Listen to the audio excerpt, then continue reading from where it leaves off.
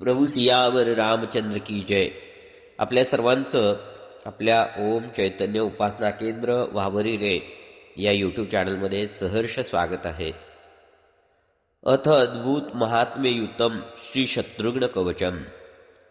हे कवच स्वतः श्री महाविष्णूंनी शंकरांना उपदेश केलेला आहे.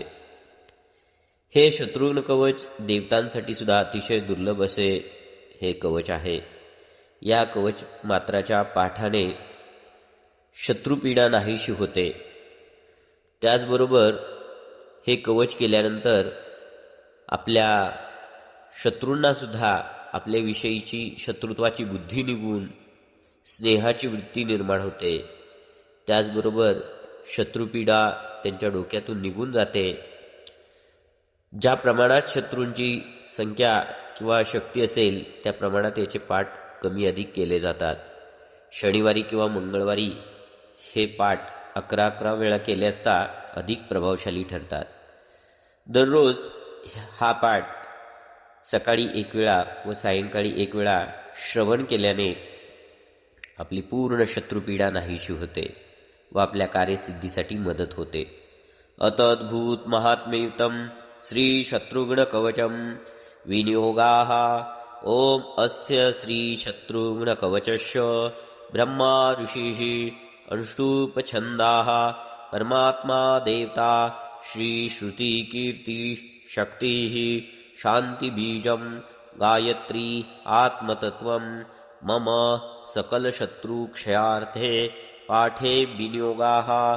ध्यानं ध्यायेत् कमलपत्राक्षं गौरांगमुग्रविग्रहं घणुस्तून समायुक्तं भजेत् प्रबलसौज्ञकम्.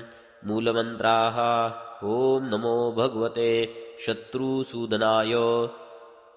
ओम नमो भगवते शत्रुसूदनाय हा मंत्र म्हणत असताना आपण 10 दिशांना चुटकी वाजवायची आहे. शत्रुघ्न गायत्री मंत्राः.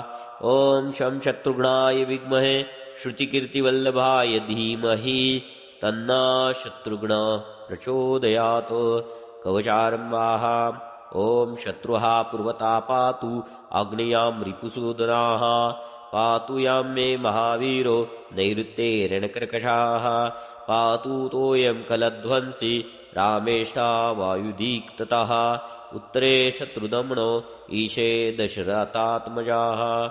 आकाशे च धनुर्धर्ताः पाताले च महेश्वरा. अधश्चोर्ध्वसम्मां रक्षेत् सद्यश्च भरताग्रजा.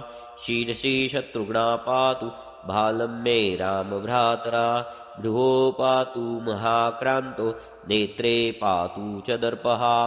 कपोलो च महावीरा कर्णमूले कृपाकरा. घ्राणं पातु द्विजत्राता वक्त्रं पातु महाशया. वाचं पातु बलाध्यक्षो जिह्वां मे जानकी प्रिया. दन्तान् वैरान्तका पातु चिबुकं चण्डतेजसा. पातु कण्ठश्च रोगारी स्कन्दो तु परवीरः. भुजो रक्षेत् प्ररक्षोः प्राणो पात्वसुरान्तका.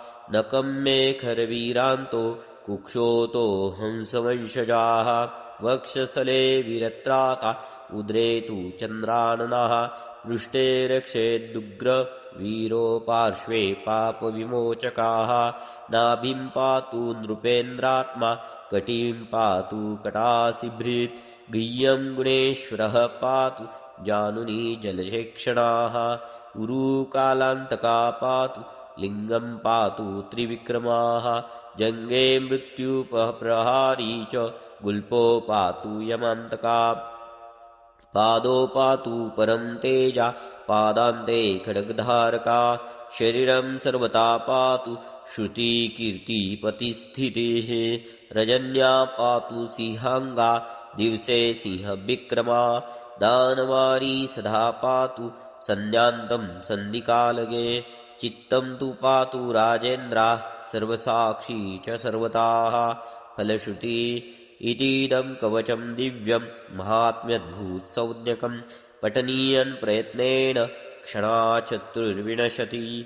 एतत्ते कवचं रुद्रं देवानामपि दुर्लभम् पठितव्यं प्रयोक्तव्यं शत्रूणां क्षयकारकम् अष्टोत्तरं शतं जप्त्वा दशांशं हवनं परम् ततस्तु सिद्धकवचं शत्रुघ्नस्य प्रसादता भूर्जपत्रे लिखेद्यस्तु बद्ध्वा शिरसि भावुके यन्त्रस्थितमलोक्य शत्रुसङ्घटन्नाशनं बहुवारे विशेषण शनैर्वारे रवेस्तदा मन्त्रं तन्त्रेण वै कृत्वा शत्रुनाशे नाशो भवेत् ध्रुवम् इति श्रीमहाविष्णुयामले तंत्रे श्रीशत्रुघ्नकवचम संपूर्णम्. प्रभू सियावर रामचंद्र की जय. आपणा सर्वांना विनंती आहे, आपण सर्वांनी आपल्या ओम चैतन्य उपासना केंद्र वाघोरे या यूट्यूब चॅनलला सबस्क्राईब करा, लाईक करा, शेअर करा, बेल आयकॉनचे बटन दाबायला विसरू नका. तसेच कमेंटही करायला विसरू नका. जास्तीत जास्त आपल्या व्हिडिओंना लाईक करा, कमेंट करा. प्रभू सियावर रामचंद्र की जय.